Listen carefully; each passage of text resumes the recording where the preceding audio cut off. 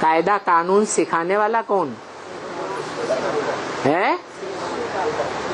गीता पति भगवान गीता माता के द्वारा कायदे कानून सिखाता है।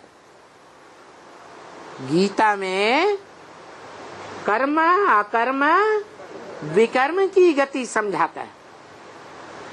तो ये कायदा बताया, कायदे के अनुसार काम करेंगे तो सुखी रहेंगे, और बेकायदे काम करेंगे तो दुखी होते जाएंगे।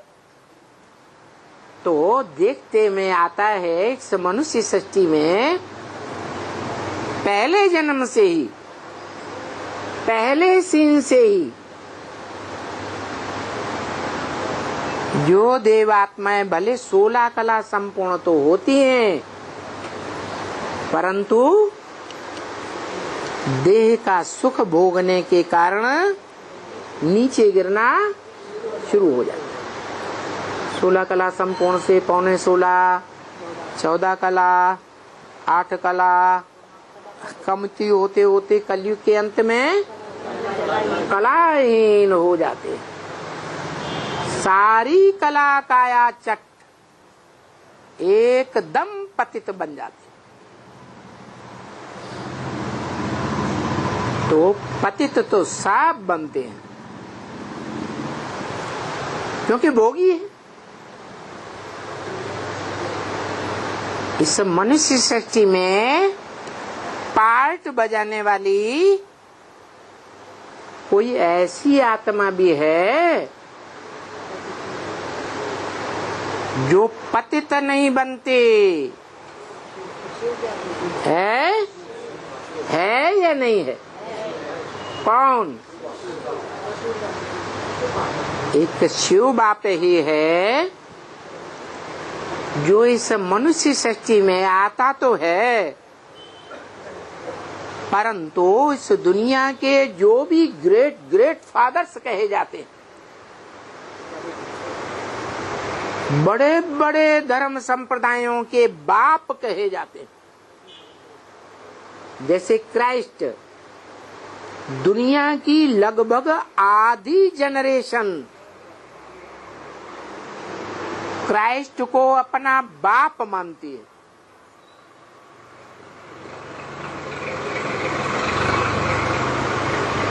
लेकिन कहेंगे कि वो बेहद के बाप नहीं थे धर्म पिताएं, वो सब धर्म पिताएं इस दुनिया में आते हैं और देहधारियों के संग के रंग में आते आते नीचे गिरते। एक भी मनुष्य आत्मा नहीं है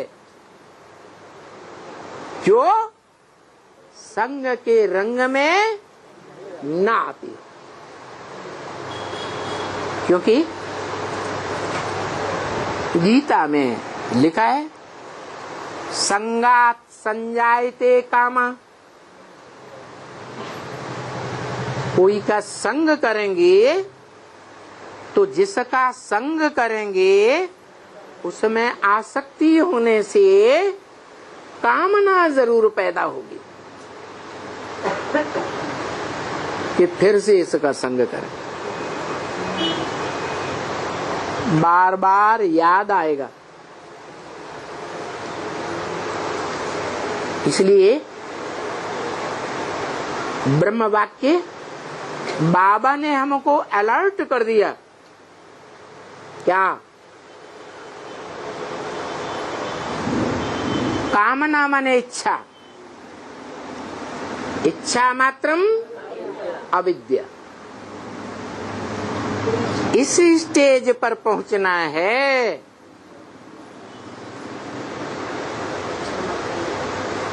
इस स्टेज पर पहुंचना है, इच्छा मात्रम अविद्या। अरे क्या सुख पाने की भी इच्छा न करें? है? सुख लेने की इच्छा करें या न करें? ब्रह्म वाक्य तो यही कहता है बच्चे, सुख देना है और सुख लेना है, ठीक है। सुख देना भी है, सुख लेना भी है। बिना शरीर की इंद्रियों के तो सुख लेना और देना नहीं होता, ठीक है। इंद्रियों से दुख नहीं देना है, दुख लेना भी नहीं है। सुख देना है, सुख लेना है। लेकिन क्या ये संभव है कि सुख का लेन देन तो भले करें लेकिन इच्छा न करें? क्या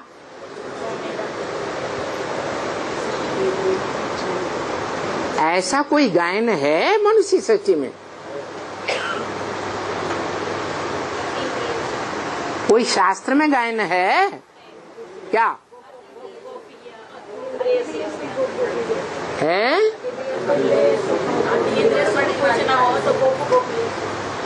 अच्छा, अतीन्द्रिय सुख की भी इच्छा, अतीन्द्रिय सुख का भी लक्ष्य गोप गोपियों को था या नहीं था?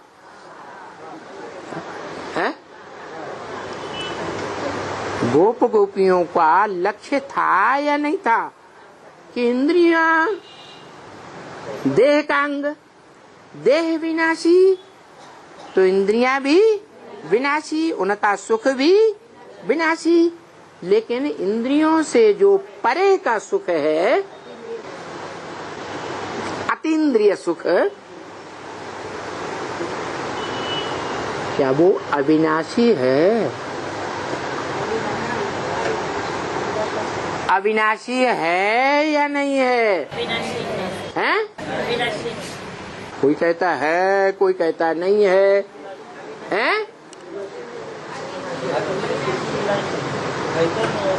अतीन्द्रिय सुख भी इस सृष्टि पर विनाशी है, अविनाशी नहीं हो सकता। क्यों? क्यों नहीं हो सकता? क्योंकि अतीन्द्रिय सुख वही दे सकता है, वही सिखा सकता है जिसकी इंद्रियां संपूर्ण कंट्रोल में हो। चाहे वो कर्म इंद्रियां हो, चाहे ज्ञान इंद्रियां हो, और चाहे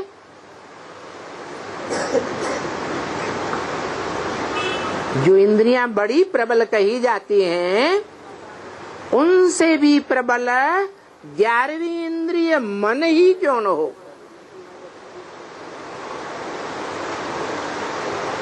वो सभी इंद्रियां कंट्रोल में हो।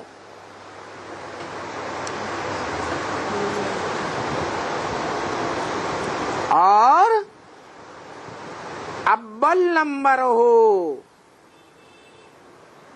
सभी इंद्रियों को कंट्रोल करने में, वो ही अतीन्द्रिय सुख ले सकता है, वो ही अतीन्द्रिय सुख दे सकता है।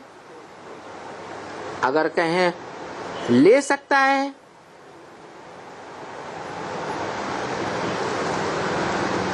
तो इच्छा मात्रम अविद्या हो सकता है? है?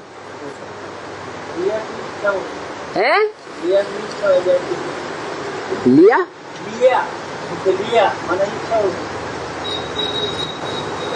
शास्त्रों में तो गाया हुआ है, समदर्शी इच्छा कछु नाही।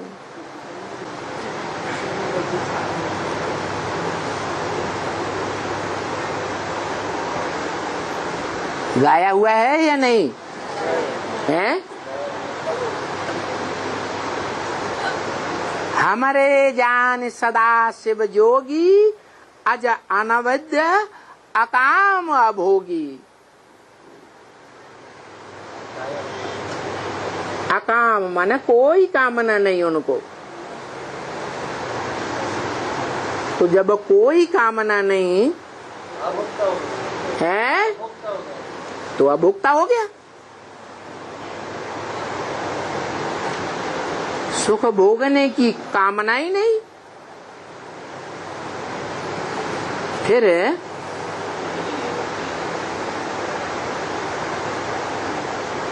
दूसरी आत्माओं को सुख देगा कैसे? सुख देगा या नहीं देगा? है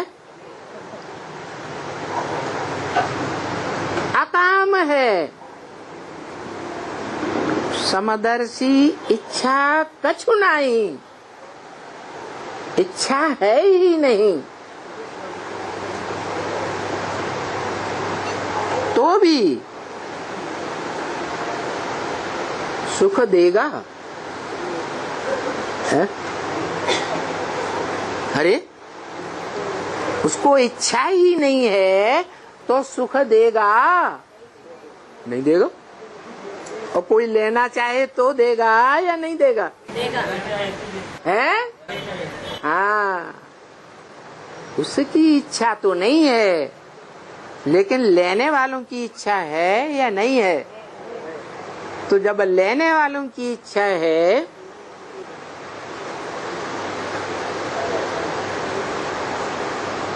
तो जिन्हें लेने वालों की इच्छा है उनका दाता नहीं बनेगा।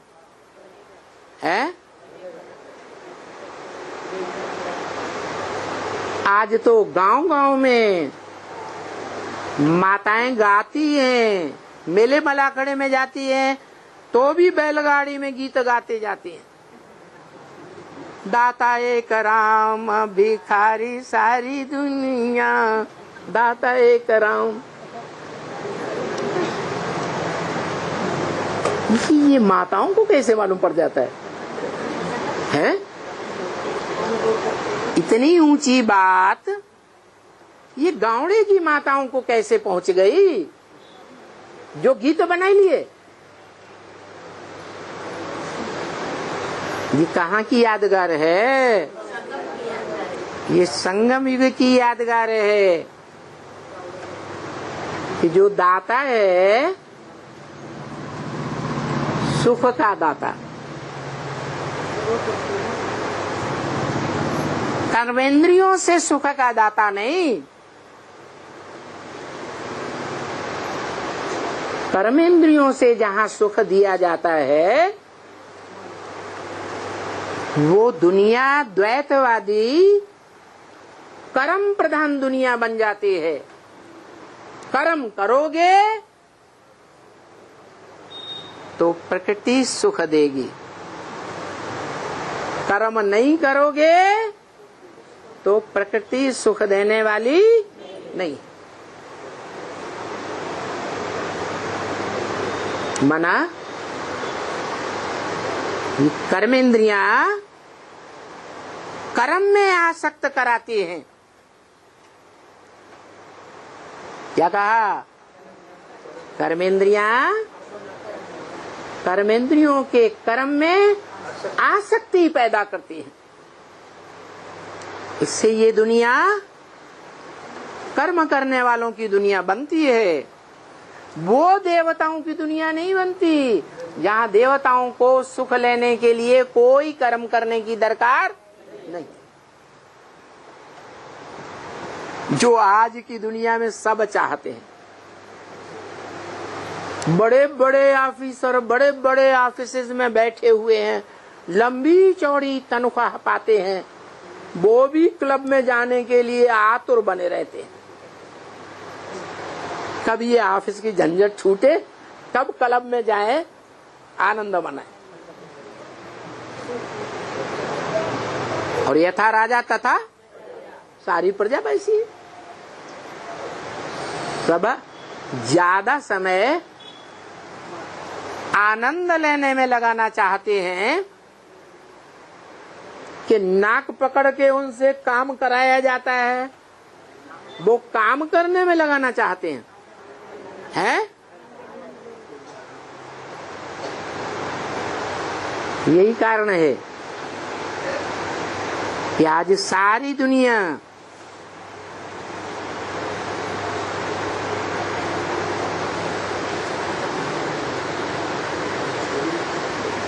कर्म नहीं करना चाहती, निठल्ली होती जाती है,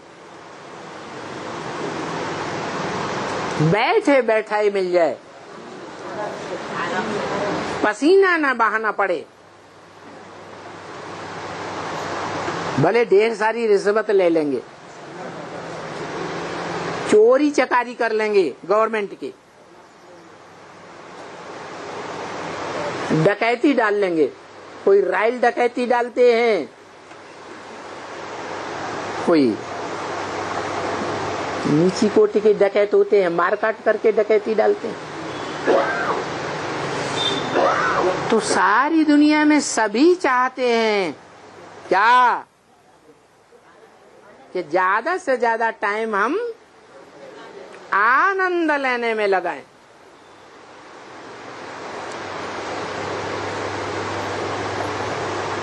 ऐसे ही है ना? तो बजाय आनंद के होता क्या है? आनंद क्षण भंगुर होता जाता। क्या इंद्रियों से आनंद लेना चाहते हैं तो इंद्रियों का आनंद भी क्षण भंगुर, और उसे कहते हैं काग विष्टा समान सुख। कैसा सुख? काग विष्टा समान। कौआ क्या खाता है? विष्ठा खाता है मनुष्य की। मनुष्य जो खाता है उसका रस बनता है, मनुष्य का खून बनता है, और जो कचरा मनुष्य निकालता है वो कौआ खाता है। और आज का मनुष्य जो सुख ले रहा है वो काग विष्ठा खा रहा है, ऐसे कहते हैं। माना जो देवताओं का सुख था उसके मुकाबले आज के मनुष्यों का सुख ना के बराबर। देवताओं का शरीर, देवताओं की इंद्रियां चित्रों में कैसी दिखाई जाती हैं। आज के मनुष्य स्त्री पुरुष को खड़ा करो और देवी देवताओं को खड़ा करो, देखो क्या हालत है। कोई का पेट इतना बड़ा जा रहा है, कोई की आंखें अंदर धसी जा रही हैं। तो इंद्रियों का क्या हाल होगा? इंद्रियां सुख भोगने वाली सशक्त होंगी या कमजोर होंगी?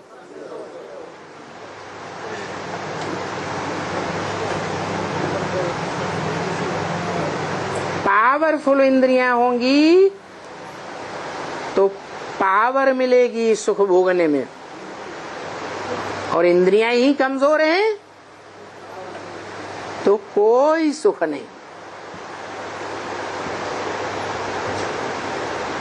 तो कर्मेंद्रियों से बड़ा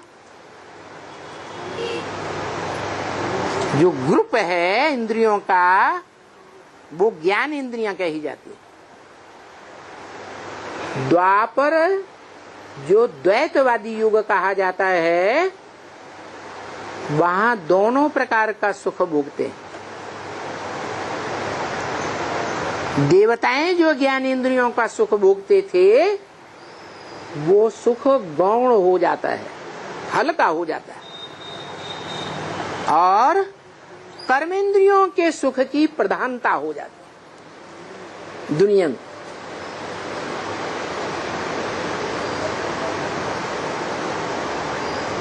तो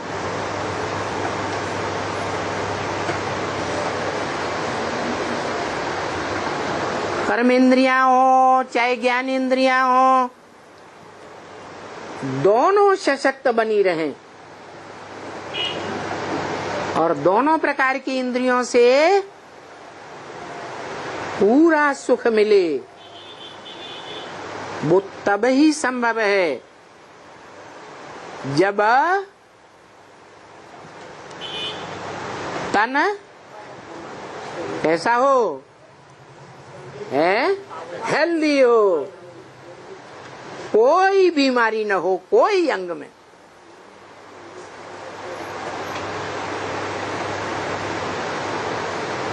तो जैसे कहते हैं वृक्ष है,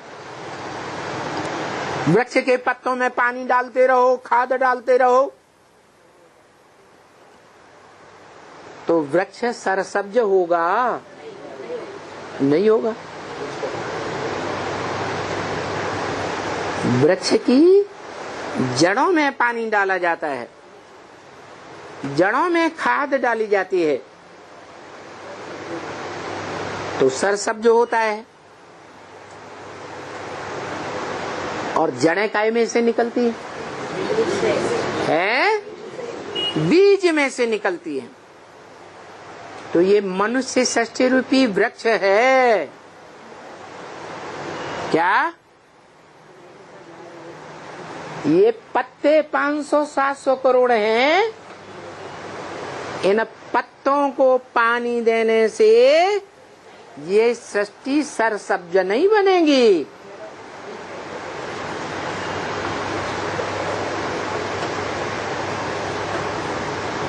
कैसे बनेगी?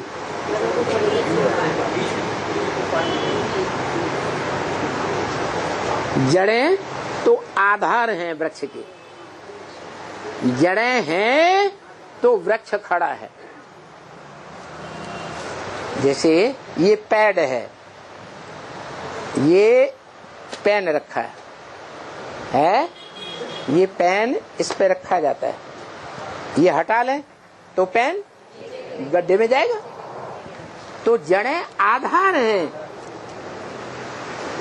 मना जैसे मनुष्य सृष्टि के लिए धरणी आधार है, धरणी है तो मनुष्य सृष्टि है। और धरणी जोर जोर से भूकंप आए तो मनुष्यों का क्या हाल होगा? प्राणी मात्र का सब खलास हो गए। तो जड़ों के ऊपर मदार तो है, धरणी के ऊपर सारी सृष्टि का मदार है। वो जड़ धरणी है और ये कन्याएं माताएं चैतन्य धरणी है। लेकिन जो जड़ें रूपी आधार हैं, धरणी है, उसको भी जो सत्ता मिलती है, जड़ें सत्ता में आती है ना, कब बनती हैं? जड़ें अपने आप बन जाती हैं। कैसे बनती हैं? बीज होगा तो जड़ें बनेंगी, बीज नहीं होगा तो जड़ें नहीं बनेंगी। बीज माने बाप, बीज माने बाप। तो इस मनुष्य सृष्टि का बीज कौन है? वो तो रटा रटाया हुआ है। इसलिए फटाक से जैसे छोटे बच्चे बोल देते हैं, उन्हें रटा हुआ बता दिया तो बोल देते हैं। है लेकिन जो है बीज सारी मनुष्य सृष्टि का, उस बीज में से जो भी वृक्ष के 500-700 करोड़ पत्ते हैं, तना है, टहनियां हैं, फल हैं, फूल हैं, वो निकले कहाँ से आखिरीन? बीज पकड़ लो, आम का या नीम का, तो हथेली पे आने से ही पूरे वृक्ष का पता पड़ जाता है। तो ये कहना आसान है क्योंकि रट लिया। सारी मनुष्य सृष्टि का बीज है राम, मनुष्य सृष्टि का बाप। लेकिन उस बीज को देखने मात्र से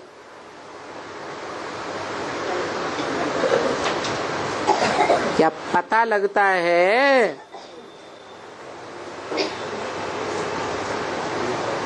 कि उस बीज से जो मनुष्य सृष्टि रूपी वृक्ष बनता है 500-700 करोड़ पत्तों का, उनमें मैं कौन सा पत्ता हूँ?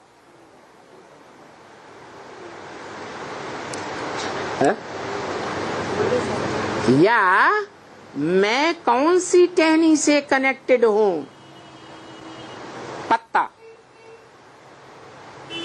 है, राम बाप बीज है, वो तो जान लिया, रटा हुआ है इसलिए बता दिया। लेकिन ये भी तो होना चाहिए, जैसे बीज हाथ में होता है तो बीज को देखने से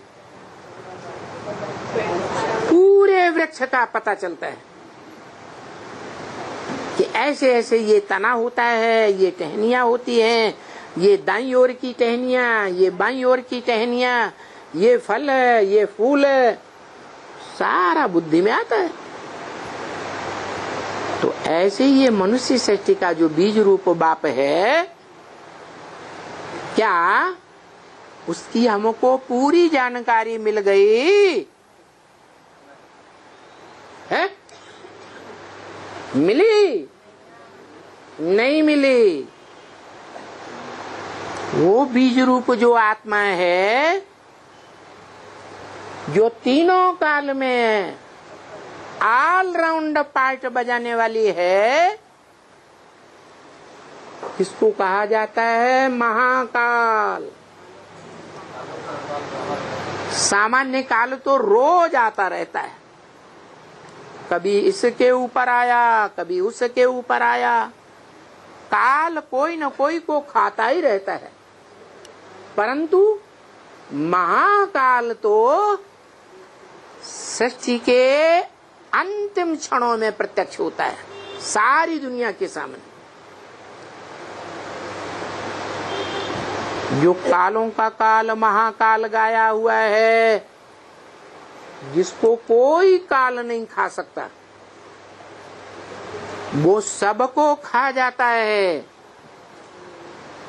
फिर भी इस मनुष्य सृष्टि में बचा रहता है या लोप हो जाता है? बचा रहता है।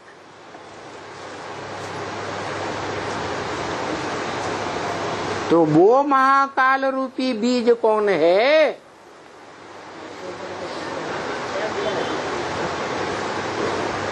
ये जानकारी कौन देगा? विश्व बाप देगा। कब से दे रहा है आपको? 80 साल हो गए। पूर्व जन्म में आप थे तो जरूर, मानते कि नहीं? मानते हैं। तो 80 साल आपको हो गए, 80 साल में जानकारी नहीं ले पाई? कुछ भी नहीं। अरे 10-5% तो जानकारी मिली होगी ना? नहीं मिली? मिली है? मिली? क्या मिली है? क्या मिली? कहेंगे कि देखने में तो यही आता है कि आज निश्चय बुद्धि होकर बाप के घर में जन्म लेते हैं, जाकर बाप के बच्चे बनते हैं, कल अनिश्चय बुद्धि की मौत हो जाती।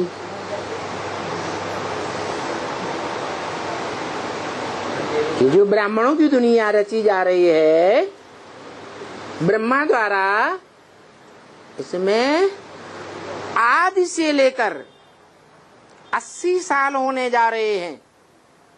अभी तक ये जन्म मरण का चक्र ही चल रहा है। यह कोई अमरलोक में आ गया है? ऐसा निश्चय रूपी जन्म किसी का हुआ है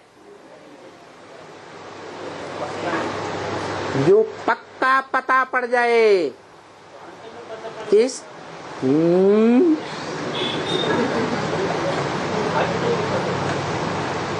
मना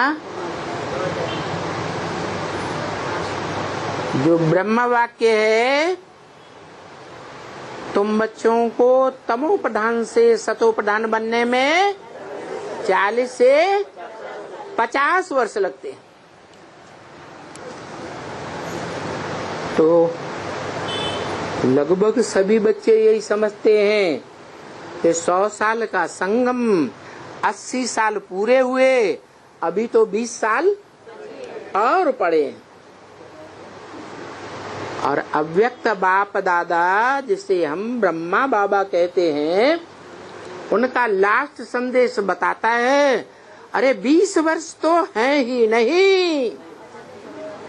क्या?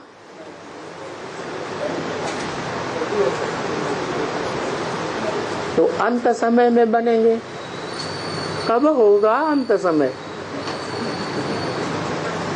अरे कुछ पता चल गया है या नहीं? चल गया है? 2018 में 2018 में पूरे वृक्ष में हमारा कौन से नंबर का पत्ता है वो पता चल गया। अरे तो जब अपना ही पता नहीं चला, बच्चे को अपना ही पता नहीं है कि मैं अम्मा कुमार हूँ या अम्मा बप्पा दोनों का कुमार हूँ, तो बाप का पूरा पता है? तो अंतिम समय अभी आया कि नहीं आया? नहीं आया। नहीं, रामकृष्ण भाई कह रहे हैं अभी अंतिम समय थोड़े ही आ गया है। तो कितना टाइम पड़ा है अभी? 20 साल है? कितने साल? 10 साल। 10 साल के बाद अंतिम समय आएगा सबका। पक्का कर दिया। नंबर 1। अरे हमारे मुंह से तो शुभ निकलना चाहिए। 10 साल के बाद हमारा अंतिम समय आएगा, जिस अंतिम क्षण में हमें अपनी आत्मा ज्योति बिंदु का साक्षात्कार हो जाए कि हम जिस बाप के बच्चे हैं वो बाप हमको कौन से नंबर का वर्षा देने वाला है।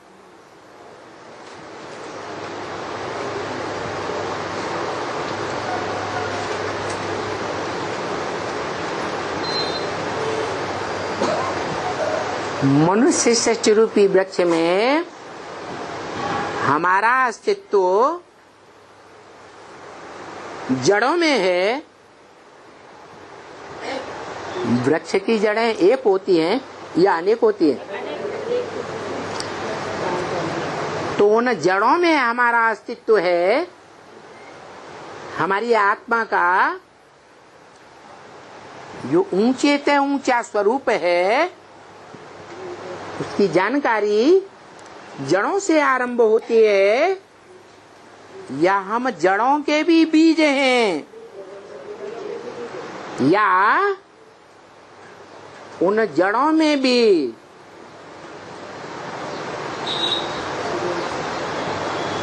ऐसी जड़ के बीज हैं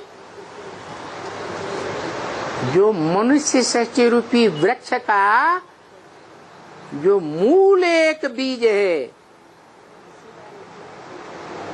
और उसकी जड़ है, उसके एकदम नजदीक वाला बीज है। जड़ों में भी कोई दूर होती है, कोई नजदीक होती है। तो जड़ों में हमारा अस्तित्व है तो कौन से नंबर में है?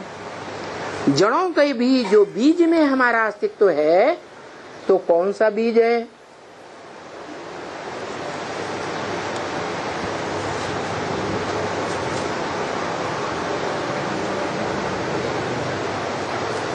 वो सूक्ष्म वतनवासी बने हैं।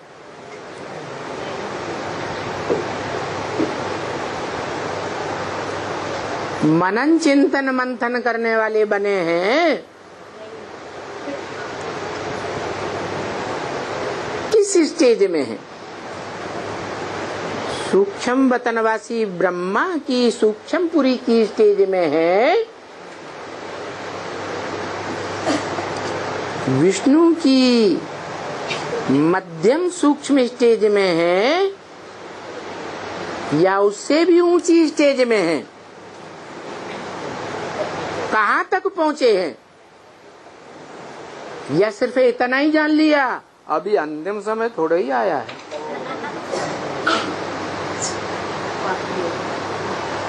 है?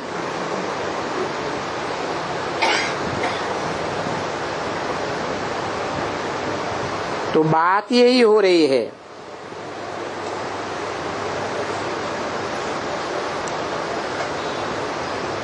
कि हम भाई भाई हैं, आत्मा आत्मा,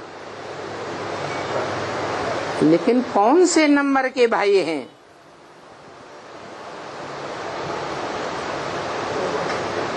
जो अव्वल नंबर बाप, जब अव्वल नंबर बाप बच्चे का बाप बना था, अव्वल नंबर बच्चा होता है ना, तो बाप भी अव्वल नंबर होगा उस समय, या घटती कला का होगा? अव्वल नंबर बाप होता है। तो अव्वल नंबर बाप के अव्वल नंबर नजदीक बच्चा हूं, या बाद में आने वाला बच्चा हूं, या अंत में पैदा होने वाला बच्चा हूं? मेरी आत्मा रूपी पार्टधारी की प्रत्यक्षता रूपी जन्म कब होने वाला है?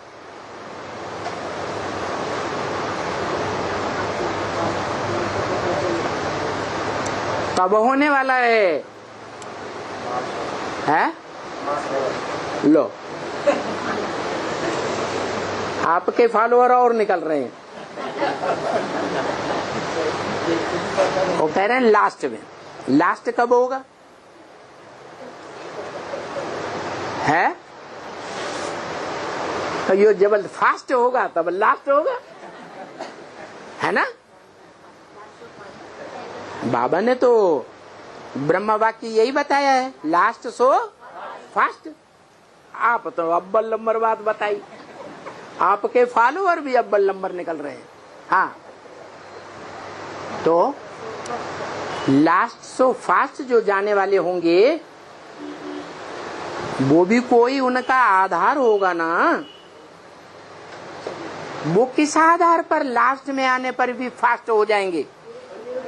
बाकी सब तो लास्ट में आने वाले फास्ट नहीं हो जाएंगे। दुनिया के जो दूसरे दूसरे धर्म सच रूपी रंगमंच पर बाद में आते हैं, वो शूटिंग पीरियड में भी बाप के बाद में बच्चे बनेंगे या पहले बच्चे बनेंगे? तो वो बाद में लास्ट में जो आएंगे वो भी फर्स्ट चले जाएंगे, चले जाएंगे। हाँ,